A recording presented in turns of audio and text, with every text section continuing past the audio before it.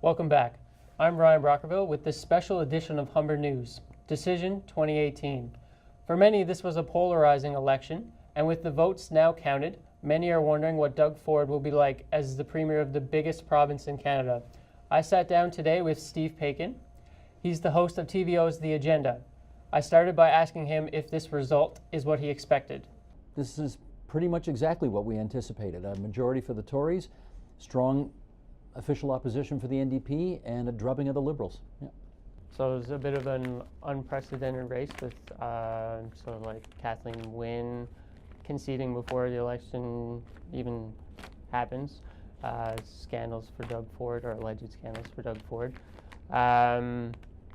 So is this more of an election that will be remembered in Ontario history?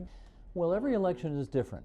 Every election is different, but I have to say this one, I think this is my 10th Ontario election that I've covered, and this one has been unlike any one I've ever seen before. The last 6 months have been nothing short of astonishing, starting with the kind of sexual misconduct scandal from the previous Tory leader on January 24th, to his ouster as the leader, to trying to do in 8 weeks what it normally takes 8 months to do, the Tories putting a convention together to try to find a new leader, Doug Ford becoming that leader on the 10th of March despite having fewer votes and winning fewer ridings than Christine Elliott, his prime challenger. And here we are less than 3 months later, and he's going to be the 26th Premier of Ontario. I mean, the pace of change, not to mention the Ford family civil case, the absolute bottom falling out of the Liberal campaign, the early concession speech by the Premier 5 days before Election Day. I mean, it's all been unprecedented and fascinating if you do what we do, right? I mean, we're sort of lucky enough to have a front row seat and try to write the first draft of history, and all of this is amazing. I know that you've covered every Premier since Bill Davis. Yeah. So how do you feel that There Doug we go Ford with the making me sound like an old fogey. Okay, yeah. That's true. So how do you feel that Doug Ford stacks up against other premiers that you've covered? Well, we can't tell yet. I mean, he's not even Premier yet, right? As you and I sit here today, he's the incoming Premier. He hasn't met with the Lieutenant Governor yet. She hasn't designated him to be the next Premier. We have no transition date. You know, we're a long way away from being able to make any judgments. Suffice to say, he's a very different kind of leader than any of the previous premiers that I've had the pleasure of covering. I mean, he's obviously not an intellectual giant the way that Bob Rae is. He doesn't have a great sense about how government works in the way that Bill Davis did. Mr. Davis had been education minister for almost a decade before he became Premier. He comes in with a sort of a deep resume in the private sector, and none of the previous premiers that we've had in the last 50 years came in with any kind of private sector chops. That wasn't what they came to office with. So, but he obviously has something going for him, right? He managed to connect with an awful lot of people. He got 40% of the total vote last night, which was higher than Dalton McGuinty's last term. It was higher than Kathleen Wynne's term. It was higher than Bob Rae's term. So obviously he's got something going for him. He's connected with a good chunk of the electorate in a way that is interesting, and we'll have to keep an eye on that. I think the lucky thing for him is he got a lot of talented people elected along with him last night, and he will no doubt be relying on them to form a strong cabinet, to run their departments, and to give him really good advice because he does not have the kind of classic resume that most first-time premiers have when they take over that second floor office at Queen's Park. So you mentioned that we're seeing a trend in politics where the leaders who are getting elected are more populist, more involved in the private sector than long-standing politicians per se.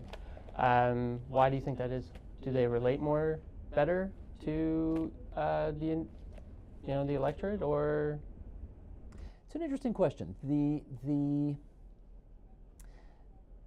The tendency has been to know government well has been a prerequisite to being Premier, right? Ontario government's a $150 billion a year business. And most of the time you want somebody who's got a lot of experience in public life taking on that job, because it's very different from the private sector. The private sector only cares about outcomes, right? As long as you make your decision and as long as the decision works for the company, that's all anybody cares about.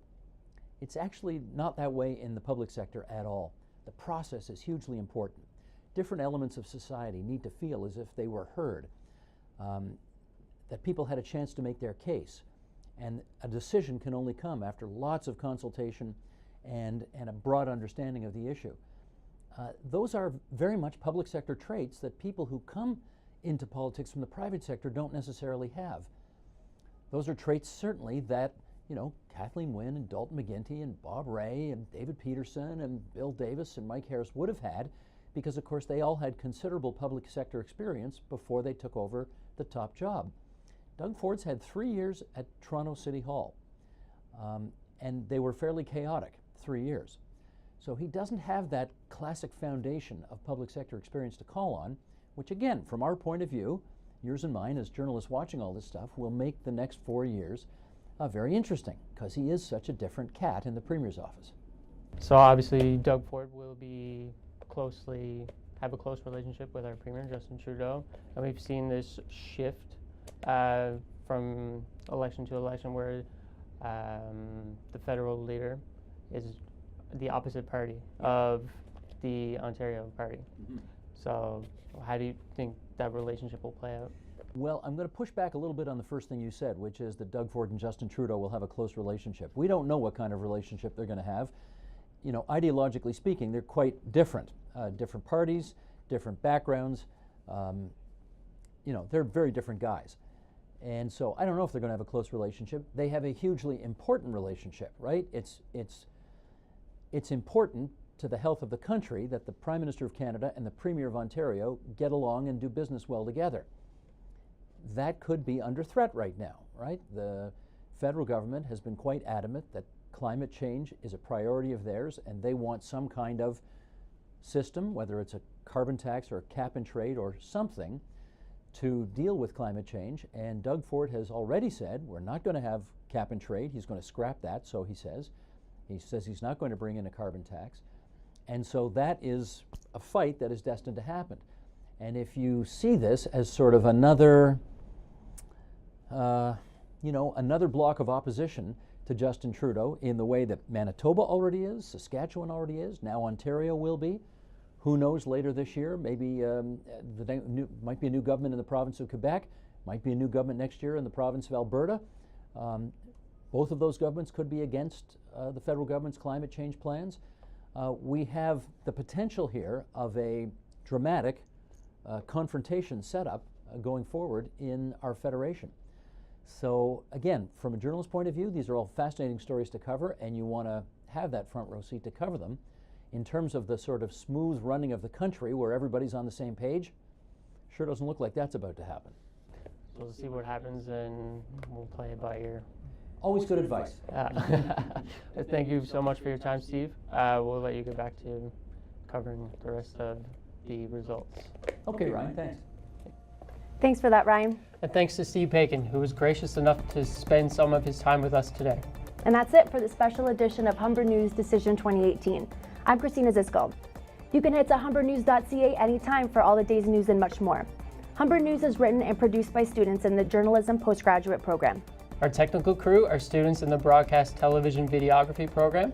Thanks to everyone who put the show together, and thank you for joining us. See you next time.